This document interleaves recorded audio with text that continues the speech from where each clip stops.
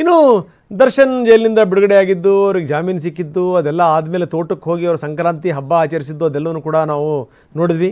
ಈಗ ಮಗನ ಸರದಿ ಅಂದರೆ ಮಗ ತೋಟದಲ್ಲಿ ಈ ಕುದುರೆಯನ್ನು ಓಡಿಸ್ತಾ ಇದ್ದಾರೆ. ಅಪ್ಪನ ಕುದುರೆಯ ಮೇಲೆ ಮಗನ ಸವಾರಿ.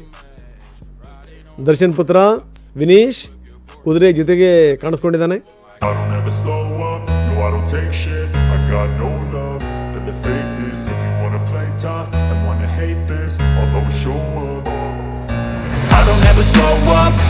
ಓಡಾಡಿಸ್ತಾ ಇದ್ದಾರೆ ವಿನೀಶ್. ಸಂಕ್ರಾಂತಿ ದಿವಸ ಈ ಅಲ್ಲಿ ಒಳಗಡೆ ಇರುವಂಥ ರಾಸುಗಳಿಗೆ ಪೂಜೆ ಆಗಿದ್ದು, ಕುದುರೆಗೂ ಪೂಜೆ ಆಗಿದ್ದು ನಾವು ನೋಡಿದ್ವಿ. ಅಂದ್ಕೊಂಡಿರಲಿಲ್ಲ ದರ್ಶನ್ ವಾಪಸ್ ಬಂದು ತೋಟದಲ್ಲಿ ಈ ರೀತಿ ಪೂಜೆಯಲ್ಲಿ ಪಾಲ್ಗೊಳ್ತೀನಿ ಅಂತ. ಅಂತೂ ಕೋರ್ಟ್ನಲ್ಲಿ ಜಾಮೀನು ಸಿಕ್ತು, ಆಪ್ರೇಷನ್ ಕೂಡ ಆಗಲಿಲ್ಲ. ಹೀಗಾಗಿ ಅವ್ರು ತೋಟಕ್ಕೆ ಬಂದಿದ್ದರು.